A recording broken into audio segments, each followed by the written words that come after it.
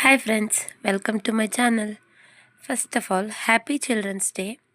So ಇವತ್ತಿನ ವಿಡಿಯೋದಲ್ಲಿ ನಮ್ಮ ಮಗಳಿಗೆ ಫ್ಯಾನ್ಸಿ ಡ್ರೆಸ್ ಕಾಂಪಿಟೇಷನ್ ಇತ್ತು ಸ್ಕೂಲಲ್ಲಿ. ಸೊ ಅದಕ್ಕೋಸ್ಕರ ಫ್ಯಾನ್ಸಿ ಡ್ರೆಸ್ಗೆ ನಾನು ಸೆಲೆಕ್ಟ್ ಮಾಡಿದ ಟಾಪಿಕ್ ಬಂದು ಮದರ್ ಅರ್ತ್ ಅಂತ. ಸೊ ಅದಕ್ಕೆ ಬೇಕಾಗಿರೋಂಥ ಕಾಸ್ಟ್ಯೂಮ್ಸ್ ಯಾವ ಥರ ಹಾಕಬೇಕು ಅಂತ ಎಲ್ಲ ರೆಡಿ ಮಾಡ್ಕೊಂಡಿದ್ದೆ. ಅದಕ್ಕೆ ಅದು ಒಂದು ವಿಡಿಯೋ ಮಾಡೋಣ ಅಂತ ಹೇಳಿ. ಸೊ ಯಾವ ರೀತಿ ನಾನು ಆ ಕಾಸ್ಟ್ಯೂಮ್ನ ರೆಡಿ ಮಾಡಿದೆ, ಯಾವ್ಯಾವ ಮೆಟೀರಿಯಲ್ಸ್ನ ಯೂಸ್ ಮಾಡಿದೆ, ಮತ್ತು ಈಸಿಯಾಗಿ ಯಾವ ಥರ ಮದರ್ ಅರ್ಥನ ಮಾಡ್ಬೋದು ಅಂತ ನಾನು ಈ ವಿಡಿಯೋದಲ್ಲಿ ತೋರಿಸ್ತಾ ಇದ್ದೀನಿ. ಕೆಲವೊಬ್ಬರು ಬಲೂನ್ಸ್ನ ಯೂಸ್ ಮಾಡಿದ್ದಾರೆ, ಆಮೇಲೆ ಬಾಲ್ಸ್ನ ಯೂಸ್ ಮಾಡಿದ್ದಾರೆ. ಸೊ ನಾನು ಅದೇ ಥರ ಮಾಡೋಣ ಅಂತ ಅಂದ್ಕೊಂಡಿದ್ದೆ, ಬಟ್ ಅದು ಆಗಿಲ್ಲ ಅಷ್ಟು ಚೆನ್ನಾಗಿ. ಅದಕ್ಕೆ ನಾನಿವತ್ತು ನೋಡಿ ಈ ಥರ ಕಾರ್ಡ್ಬೋರ್ಡ್ ಇರುತ್ತಲ್ವ, ರೆಡ್ ಪೀಸು, ಅದನ್ನು ಯೂಸ್ ಮಾಡಿಕೊಂಡು ನಾನು ಗ್ಲೋಬ್ನ ಮಾಡ್ಕೋತಾ ಇದ್ದೀನಿ. ನೀವು ಅಂದ್ಕೋಬೋದು ಇದು ರೌಂಡ್ ಬರುತ್ತಾ, ಸ್ಕ್ವೇರ್ ಬೇಸ್ ಇಟ್ಕೊಂಡು ಮಾಡ್ತಾ ಇದ್ದೀರಾ ಅಂತ ಅಂದ್ಕೋಬೋದು. ಸೊ ಅದರಲ್ಲಿನೂ ನಾನು ಈಸಿಯಾಗಿ ಮಾಡಿದ್ದೀನಿ. ಸೊ ಇನ್ನೂ ನನ್ನ ಚಾನಲ್ಗೆ ಯಾರ್ಯಾರು ಸಬ್ಸ್ಕ್ರೈಬ್ ಮಾಡಿಲ್ಲ, ಪ್ಲೀಸ್ ಸಬ್ಸ್ಕ್ರೈಬ್ ಮಾಡಿ. ಸೊ ಈಗ ನಾನು ವಿಡಿಯೋನ ಸ್ಟಾರ್ಟ್ ಮಾಡೋಣ, ಯಾವ ಥರ ನಾನು ಮಾಡಿದೆ ಅಂತ. ಸೊ ನೋಡಿ, ಇದು ಕಾರ್ಡ್ಬೋರ್ಡನ್ನ ನಾನು ಎಲ್ಲ ಕಾರ್ನರ್ಸ್ಗೆ ಪ್ಲಾಸ್ಟರ್ ಹಾಕಿದ್ದೀನಿ. ಅದ್ರ ಮೇಲೆ ಈ ಥರ ನೋಡಿ ಒಂದು ಶೀಟ್ ನ್ಯೂಸ್ ಪೇಪರ್ನ ತಗೊಂಡು ಅದನ್ನು ಫೋಲ್ಡ್ ಮಾಡಿಕೊಂಡು ಅದ್ರ ಮೇಲೆ ನಾನು ಪೇಸ್ಟ್ ಮಾಡ್ತಾಯಿದ್ದೀನಿ. ಯಾಕಂದರೆ ಅರ್ಥ ಅಂದರೆ ನ್ಯಾಚುರಲ್ ಆಗಿ ರೌಂಡ್ ಎಕ್ಸಾಕ್ಟ್ ಬಾಲ್ ಶೇಪ್ ಇರಲ್ಲ. ಅದಕ್ಕೇ ನಾನು ಇದು ಸ್ವಲ್ಪ ಮೇಲೆ ಕೆಳಗಡೆ ಇರುತ್ತೆ ಅಲ್ವಾ, ಅದೇ ಥರನೇ ನಾನು ವೇವ್ಸ್ ಥರನೇ ಮಾಡಿದ್ದೀನಿ. ಎಕ್ಸಾಕ್ಟ್ ರೌಂಡ್ ಬೇಡ ಅಂತಲೇ ನಾನು ಈ ಥರ ಮಾಡ್ಕೊಂಡಿದ್ದೀನಿ. ಸೊ ಅದ್ರ ಮೇಲೆ ನಾನು ನೋಡಿ ಈ ಥರ ವೈಟ್ ಶೀಟ್ನ ಹಾಕೋತಾ ಇದ್ದೀನಿ. ನಾನು ಅಂದ್ಕೊಂಡೆ ಇದ್ರ ಮೇಲೆ ಜಸ್ಟ್ ಪೇಂಟ್ ಮಾಡಿದ್ರೆ ಸಾಕು, ಚೆನ್ನಾಗಿ ಲುಕ್ ಬರುತ್ತೆ ಅಂತ ನಾನು ಅಂದ್ಕೊಂಡಿದ್ದೆ. ಬಟ್ ಇದು ತುಂಬ ಲೈಟಾಗಿ ಕಾಣ್ತಿದ್ರಿಂದ ನಾನು ಫಸ್ಟ್ ವೈಟ್ ಶೀಟ್ನ ಹಾಕಿ ಪಿನ್ ಮಾಡಿಕೊಂಡು ಗಮ್ನ ಪೇಸ್ಟ್ ಮಾಡ್ಕೊತಾ ಇದ್ದೀನಿ. ಯಾಕಂದರೆ ಆ ನ್ಯೂಸ್ ಪೇಪರ್ ಮೇಲೆ ಡೈರೆಕ್ಟಾಗಿ ಪೇಂಟ್ ಮಾಡಿದ್ರೆ ಚೆನ್ನಾಗಿರಲ್ಲ ಅಂತ ಅಂದ್ಬಿಟ್ಟು ನೋಡಿ ಒಳಗಡೆ ಈ ಥರ ನೀಟಾಗಿ ಪ್ಲಾಸ್ಟರ್ನ ಹಾಕ್ಕೊಂಡಿದ್ದೀನಿ ಫಸ್ಟು. ಇದು ಅಷ್ಟು ಚೆನ್ನಾಗಿ ಕಾಣ್ತಾ ಇರಲಿಲ್ಲ ಅಂತ ನನಗೆ ಅನಿಸ್ತು. ಯಾಕಂದರೆ ಬರೀ ವೈಟ್ ಪೇಪರಿಂದನೇ ಏನೋ ಒಂಥರ ಶೇಪೇ ಅಂದರೆ ಅಷ್ಟು ನೀಟಾಗಿ ಬಂದಿರಲಿಲ್ಲ. ಅದಕ್ಕೆ ನಾನು ಒಂದು ಐಡಿಯಾ ಮಾಡಿದೆ, ಏನಂತಂದರೆ ವೈಟ್ ಕಲರು ಟ್ರಾನ್ಸ್ಪರೆಂಟ್ ಪೇಪರ್ ಬರುತ್ತಲ್ವ, ಸೊ ನೋಡಿ ಈ ಥರ ರೌಂಡ್ ಮಾಡಿ ನಾನು ಎಲ್ಲ ಕಡೆನೂ ಪ್ರೆಸ್ ಮಾಡ್ಕೊಂಡ್ಬಿಟ್ಟೆ ಫಸ್ಟು. ಇದು ಆಲ್ಮೋಸ್ಟ್ ಸೊ ಪ್ಲಾಸ್ಟರಿಂದ ಎಲ್ಲೆಲ್ಲಿ ಉರ್ಸೋಕ್ಕೆ ಆಯಿತು ಅಲ್ಲೆಲ್ಲ ಪ್ಲಾಸ್ಟರ್ ಪೇಸ್ಟ್ ಮಾಡಿದೆ, ಮತ್ತು ಸ್ಟೇಪ್ಲರ್ ಪಿನ್ನನ್ನು ಯೂಸ್ ಮಾಡಿದೆ. ಇನ್ನು ಎಲ್ಲೆಲ್ಲಿ ಕವರ್ ಆಗಿರಲಿಲ್ಲ ಅಲ್ಲಿ ನಾನು ಗುಂಡ್ ಪಿನ್ಸ್ನ ಯೂಸ್ ಮಾಡಿದ್ದೆ. ನೋಡಿ ಈ ಥರ ಬಂತು ಫೈನಲ್ ಆಗಿ, ಅದು ಆಲ್ಮೋಸ್ಟ್ ರೌಂಡಾಗೇನೆ ಇದೆ.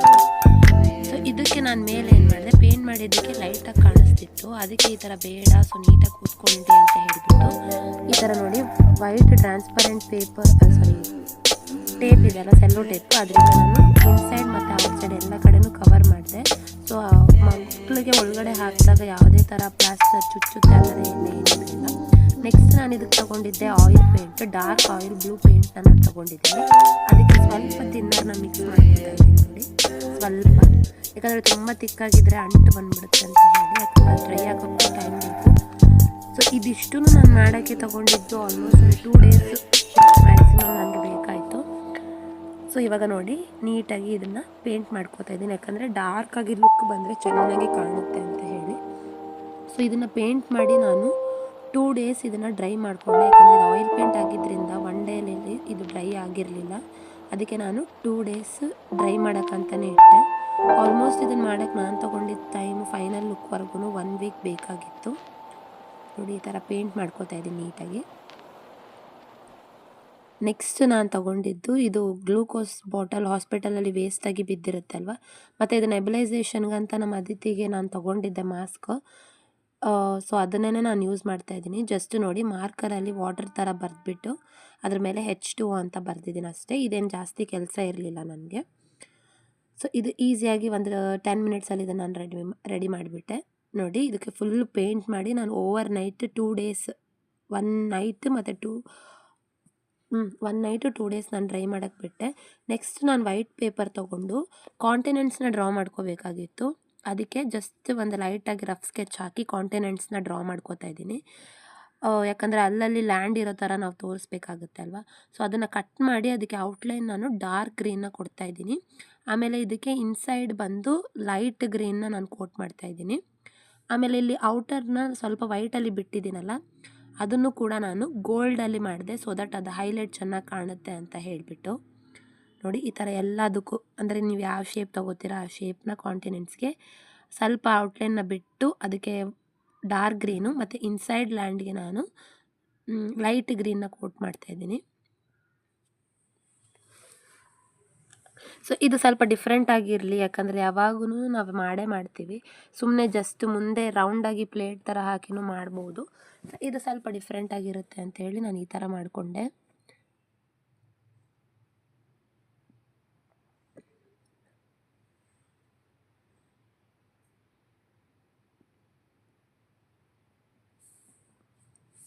ನೋಡಿ ಈಗ ರೆಡಿ ಆಯಿತು. ಈಗ ನಾನು ಲೈಟ್ ಗ್ರೀನ್ನ ಕೋಟ್ ಮಾಡ್ತಾಯಿದ್ದೀನಿ. ಸೊ ಇದನ್ನು ನಾನು 1 ನೈಟ್ ಫುಲ್ಲು ಡ್ರೈ ಮಾಡೋಕ್ಕೆ ಬಿಟ್ಟಿದ್ದೆ, ಯಾಕಂದರೆ ಆ ಬಾಲ್ ಐ ಮೀನ್ ಆ ಗ್ಲೋಬ್ ರೆಡಿ ಆಗಿತ್ತಲ್ವ ಬ್ಲೂ, ಅದು ಕೂಡ ಚೆನ್ನಾಗಿ ಡ್ರೈ ಆಗಬೇಕು. ಇದನ್ನು ಚೆನ್ನಾಗಿ ಸ್ವಲ್ಪ ಡ್ರೈ ಆಗಲಿ ಅಂತ ಇದನ್ನು 1 ನೈಟ್ ಬಿಟ್ಟಿದ್ದೆ ನಾನು. ನೋಡಿ ಈ ಥರ ಎಲ್ಲದಕ್ಕೂ ನಾನು ಪೇಂಟ್ ಮಾಡ್ಕೋತಾ ಇದ್ದೀನಿ. ನೀವು ಬೇಕಾದರೆ ಪ್ರಿಂಟೌಟ್ ತೊಗೊಂಡು ಕೂಡ ನಿಮ್ಗೆ ಯಾವ ಸೈಜ್ ಬೇಕು ಅದನ್ನು ಪ್ರಿಂಟೌಟ್ ತೊಗೊಂಡು ಕೂಡ ನೀವು ಮಾಡ್ಬೋದು. ಸೊ ಇಲ್ಲಿ ನಾನು ಪ್ರಿಂಟೌಟ್ ಏನು ತೊಗೊಂಡಿಲ್ಲ ಅನ್ಸೋಟ್ಟು ನಾನು ಕೈಯಲ್ಲೇ ಡ್ರಾ ಮಾಡಿ ಈ ಥರ ಕಾಂಟಿನೆಂಟ್ಸ್ನ ರೆಡಿ ಮಾಡ್ಕೊಂಡಿದ್ದೀನಿ. ಸೊ ಇವಾಗ ಆಲ್ಮೋಸ್ಟ್ ಗ್ಲೋಬ್ ರೆಡಿ ಆಗಿದೆ. ನೆಕ್ಸ್ಟ್ ಬಂದು ನಾನು ಫೆದರ್ಸ್, ಬ್ಯಾಕ್ ಸೈಡ್ ಫೆದರ್ಸ್ಗೆ ಮೆಸೇಜಸ್ ಬರೀಬೇಕು ಅಂತ ಹೇಳಿ ಇದಕ್ಕೂ ನಾನು ವೇಸ್ಟ್ ಆಗಿರೋ ರೆಡ್ ಪೀಸ್ನ ತೊಗೊಂಡಿದ್ದೀನಿ. ಇದನ್ನು ನಾನು 2 ಸೈಡೂ ಫೆದರ್ ಥರ ಆಗಿ ಕಟ್ ಮಾಡ್ಕೊಂಡಿದ್ದೀನಿ ನೋಡಿ ಈ ಥರ. ನೆಕ್ಸ್ಟ್ ಇದಕ್ಕೆ ನಾನು ವೈಟ್ ಶೀಟ್ನ ತೊಗೊಂಡು ಅದ್ರ ಮೇಲೆ ನೀಟಾಗಿ ಪೇಸ್ಟ್ ಮಾಡಿ ಎಕ್ಸ್ಟ್ರಾಸ್ನೆಲ್ಲ ಕಟ್ ಮಾಡ್ಕೊಬೇಕು, ಫೆದರ್ ಟೈಪೇನೆ. ಯಾಕಂದರೆ ಡೈರೆಕ್ಟಾಗಿ ನಾವು ಪೇಂಟ್ ಮಾಡಿ ಬರಿತೀವಂದರೆ ಅದು ಅಸಹ್ಯ ಕಾಣುತ್ತೆ. ಅದಕ್ಕೆ ನೋಡಿ ಈ ಥರ ವೈಟ್ ಶೀಟ್ನ ನಾನು ಪೇಸ್ಟ್ ಮಾಡ್ಕೋತಾ ಇದ್ದೀನಿ. ಪೇಸ್ಟ್ ಮಾಡಿಕೊಂಡು ಎರಡಕ್ಕೂ ನಾನೀಗ ಎಕ್ಸ್ಟ್ರಾಸ್ ಏನಿದೆ ಅದನ್ನು ಫೆದರ್ ಟೈಪ್ ಕಟ್ ಮಾಡ್ಕೊಂಡಿದ್ದೀನಿ ನೋಡಿ. ಈಗ 2 ಕೂಡ ರೆಡಿ ಆಯಿತು. ಇದಕ್ಕೆ ಈಗ ನಾನು ಮೆಸೇಜ್ ಬರೀಬೇಕು ಅಂತ ಹೇಳಿದ್ನಲ್ಲ, ಸೊ ಸ್ಕೆಚ್ ಪೆನ್ಸ್ನ ಯೂಸ್ ಮಾಡ್ತಾಯಿದ್ದೀನಿ. ಒಂದು ಫೆದರ್ಗೆ ನಾನು ಬ್ಲೂ ಕಲರ್ ಔಟ್ಲೈನ್ ಕೊಡ್ತಾಯಿದ್ದೀನಿ, ಇನ್ನೊಂದು ಫೆದರ್ಗೆ ನಾನು ಗ್ರೀನ್ ಕಲರ್ ಕೊಟ್ಟಿದ್ದೀನಿ, ಯಾಕಂದರೆ 2 ಯೂನಿಫಾರ್ಮ್ ಆಗಿ ಬೇಡ ಅಂತ. ಸೊ ಇದ್ರ ಮೇಲೆ ನೀವು ಮೆಸೇಜಸ್ ಏನು ಬೇಕಾದರೂ ಬರಿಬೋದು, ಸೇವ್ ವಾಟರ್, ಡೋಂಟ್ ಪಲ್ಯೂಟ್, ಆ ಥರ ಏನಾದರೂ ನೀವು ಮೆಸೇಜಸ್ಸು ತೊಗೋಬೋದು. ನಾನು ಮೆಸೇಜಸ್ ಜೊತೆ ಸ್ವಲ್ಪ ಡ್ರಾಯಿಂಗ್ಸ್ ಕೂಡ ಡ್ರಾ ಮಾಡಿದ್ದೆ. ಲೈಕ್ ಈಗ ವಾಟರ್ ವೇಸ್ಟ್ ಮಾಡಬೇಡಿ, ಅಂದರೆ ಟ್ಯಾಪಿಂದ ವಾಟರ್ ಲೀಕ್ ಆಗೋ ಥರ, ಆಮೇಲೆ ರೈನ್ ವಾಟರ್ನ ಏನು ಸ್ಟೋರ್ ಮಾಡಿ ಅಂತ, ಆ ಥರ ಮೆಸೇಜಸ್ನ ನಾನು ತೊಗೊಂಡಿದ್ದೀನಿ. ಅದು ನಿಮ್ಮ ಇಷ್ಟ. ಮತ್ತು ವಾಟರ್ ಡ್ರಾಪ್ಸ್ನು ಕೂಡ ನಾನು ಬರೆದಿದ್ದೀನಿ, ಯಾಕಂದರೆ ವಾಟರ್ ಯೂಸ್ ಮಾಡಬೇಕಾದ್ರೆ ಲಿಮಿಟೆಡಾಗಿ ಯೂಸ್ ಮಾಡಬೇಕು, ಆ ಥರ ಒಂದು ಮೆಸೇಜಸ್ನ ನಾನು ತೊಗೊಂಡಿದ್ದೆ. ಸೊ ಇದು ನಿಮ್ಮ ಇಷ್ಟ.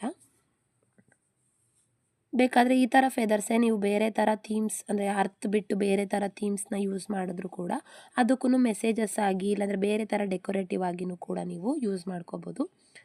ಯಾಕಂದರೆ ಜಸ್ಟ್ ಅರ್ಥ ಹಾಕಿ ಕಳ್ಸೋದಕ್ಕಿಂತ ಈ ಥರ ಫೆದರ್ಸ್ ಇದ್ದರೆ ಇನ್ನೂ ಲುಕ್ ಚೆನ್ನಾಗಿರುತ್ತೆ ಅಂತ ಹೇಳಿ. ಸೊ ನನಗೆ ಯಾವ ಥರ ಥಾಟ್ಸ್ ಬೇಕು, ಯಾವ ಥರ ಡ್ರಾಯಿಂಗ್ಸ್ ಬೇಕು ಆ ಥರ ನಾನು ಯೂಸ್ ಮಾಡ್ಕೊಂಡಿದ್ದೀನಿ.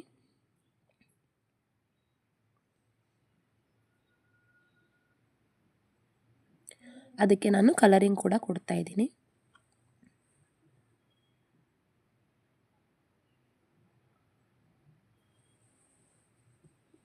ಸೊ ಇದೆಲ್ಲ ಮಾಡೋಕ್ಕೆ ನನಗೆ ಆಲ್ಮೋಸ್ಟ್ 1 ವೀಕ್ ಟೈಮ್ ಬೇಕು, ಯಾಕಂದರೆ ಇದೆಲ್ಲ ಅರ್ಜೆಂಟಾಗಿ ಆಗೋಲ್ಲ.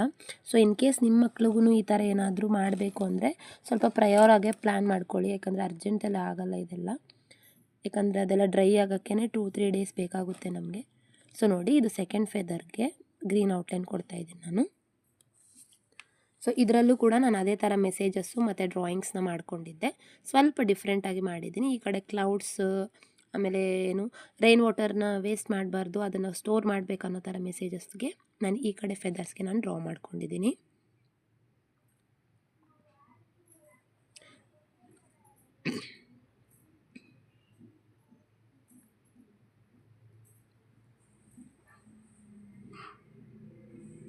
ಇದನ್ನು ನೀವು ಈಸಿಯಾಗಿ ಡ್ರಾ ಮಾಡ್ಕೋಬೋದು, ಯಾಕಂದರೆ ಅಷ್ಟು ಏನು ಟಫ್ ಡ್ರಾಯಿಂಗ್ಸ್ ಏನು ಇಲ್ಲ, ಜಸ್ಟ್ ಔಟ್ಲೈನ್ಸ್ ಆಗಿ ಸ್ಕೆಚ್ ಕೊಟ್ಟರೆ ಸಾಕು, ಅದೇ ತುಂಬ ನಿಮಗೆ ಚೆನ್ನಾಗಿ ಕಾಣುತ್ತೆ.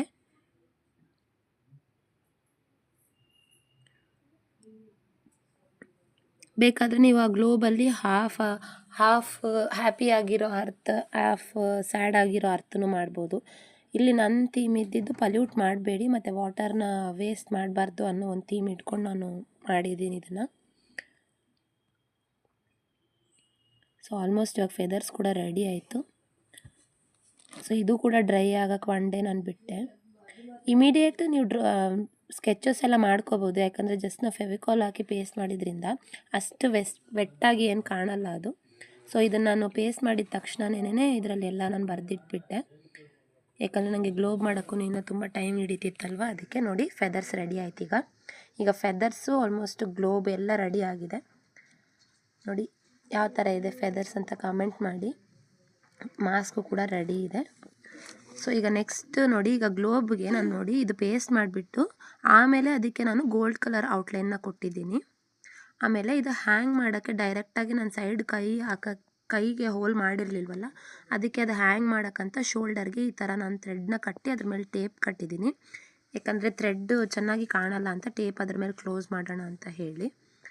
ಈಗ ಆಲ್ಮೋಸ್ಟ್ ಎಲ್ಲನೂ ರೆಡಿ ಆಗಿದೆ. ಇದು ಗ್ಲೋಬ್ ನಂದು ಫೈನಲ್ ಲುಕ್ ನೋಡಿ ಈ ಥರ ಬಂದಿದೆ. ಇನ್ನು ಇದು ಗ್ಲೂಕೋಸ್ ಸ್ಟಿಕ್ಗೆ ಅಂತ ಹೇಳಿ, ಸೊ ಇದು ನೋಡಿ ಲೆಂತಿಯಾಗಿತ್ತು, ಅದಕ್ಕೆ ನಾನು ಸ್ವಲ್ಪ ಟೈ ಮಾಡಿದ್ದೀನಿ ಅದಕ್ಕೆ.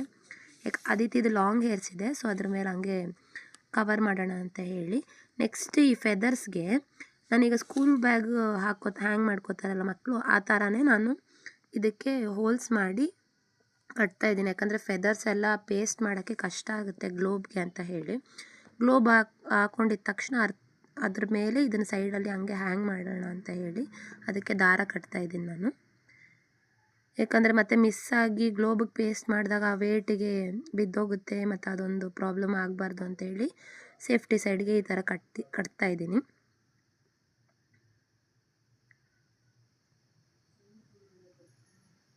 ನೋಡಿ ಇವಾಗ ಇದು ಎಲ್ಲ ರೆಡಿ ಆಯಿತು ಆಲ್ಮೋಸ್ಟು.